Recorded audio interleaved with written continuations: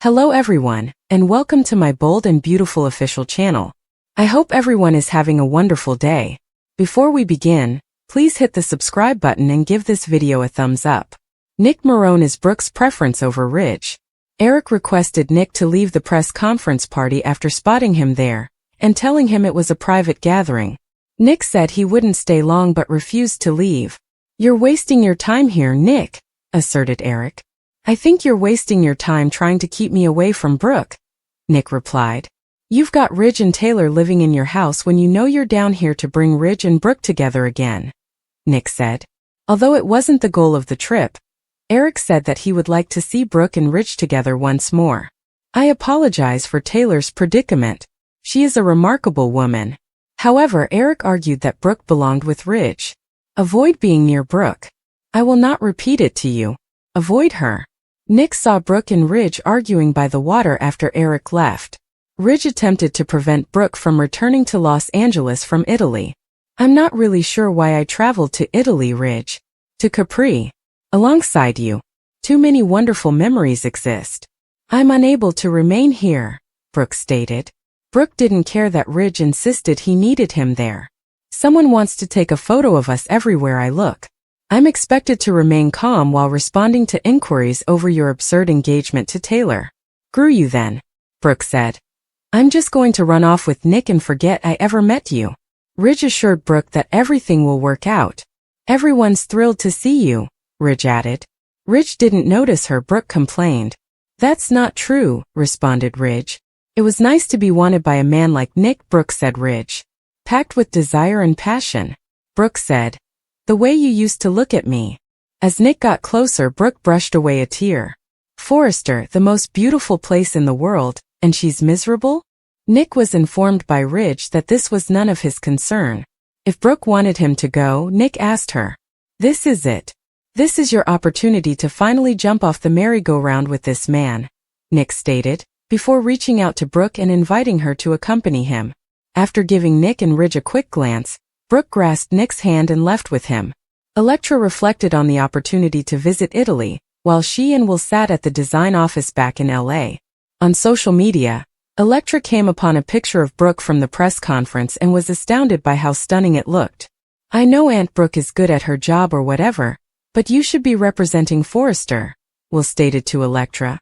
Will pointed out that she would be the sexiest model ever, but Electra thought it was a ridiculous concept. "I design jewelry," pointed out Electra. Soon after, Will noticed a notification on his phone and said that he thought Luna would ruin their time together. Neither was angry that Luna was no longer able to do that. "Nobody has to worry about her ever again," Will replied.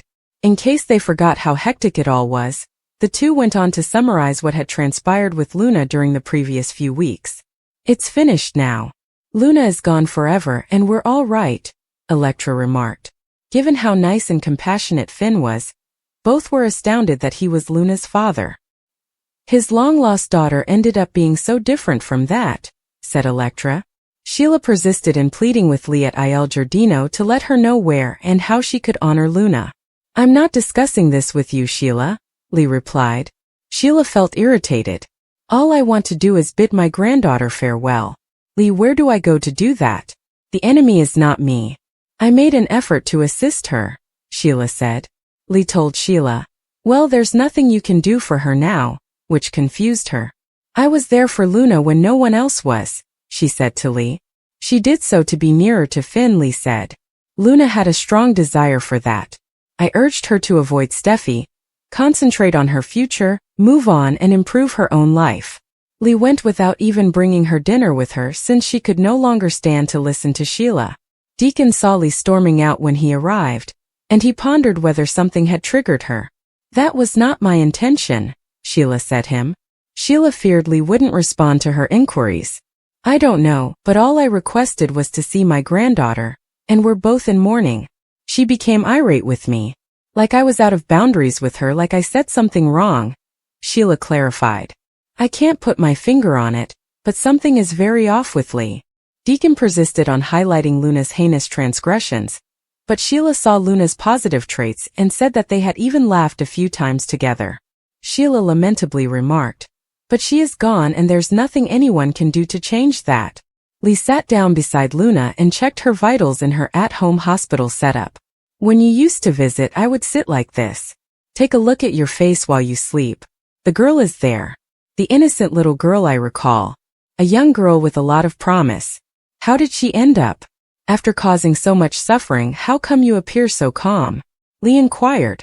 When Lee told Luna that she had no chance of surviving as a child of such a mother, she was crying.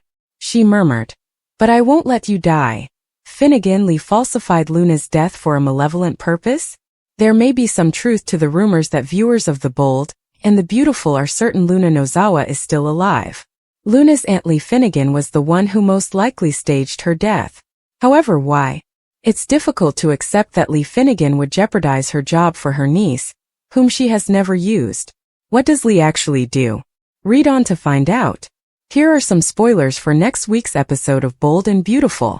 Luna Nozawa was shot with her own gun, and Dr. Lee Finnegan tried but was regrettably unable to save her. No one questioned her after she informed her family that Luna had died in the surgery room. All of that will soon change, though.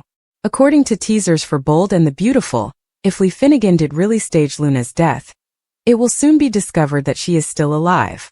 What is her motivation, though? Lee Finnegan nearly seems to have a warm place for John Finnegan's bio daughter at first glance. However, what if Luna's grandmother is preventing her from interacting with the police because she doesn't trust them to keep her in jail? Luna returned to the streets a few months after her last incarceration for murder.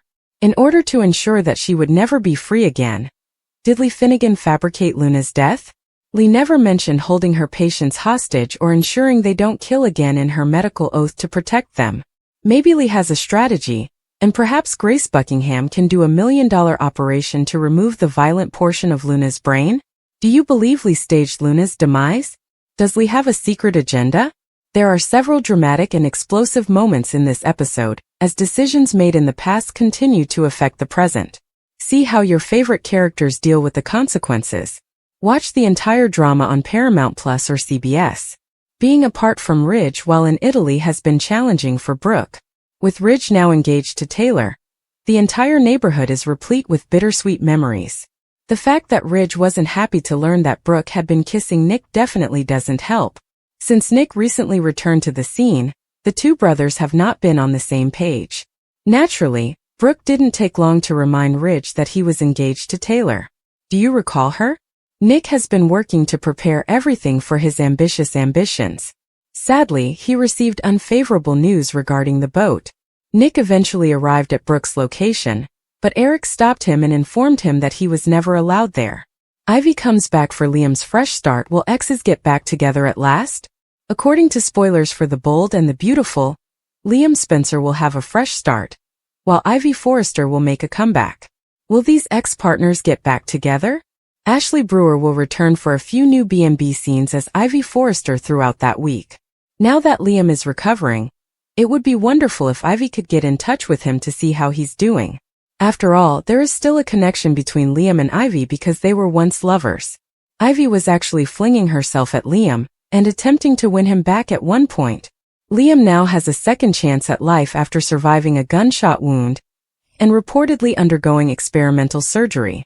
Since everything suggests a hoax, it's unlikely that Liam ever had a brain tumor at all, but he undoubtedly believed he was dying. Liam's perspective may shift now that he is aware that he will live.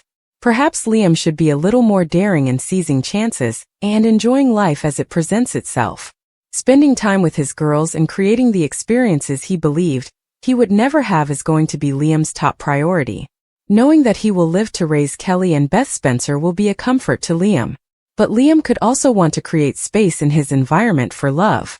Liam doesn't have to remain alone indefinitely, so perhaps his survival will spark the long-awaited reunion. Hope Logan is pleased with Carter Walton, at least for the time being, while Steffi Forrester is happy with John Finnegan. Could Liam concentrate on Ivy and relish a new beginning with her now that his other ex-partners are taken? It would create jealousy, especially on Hope's end, but it would be a pleasant change of pace. We'll keep you informed on Hope's tumultuous thoughts and any complex news that may be on the horizon because she may still secretly wish to be with Liam.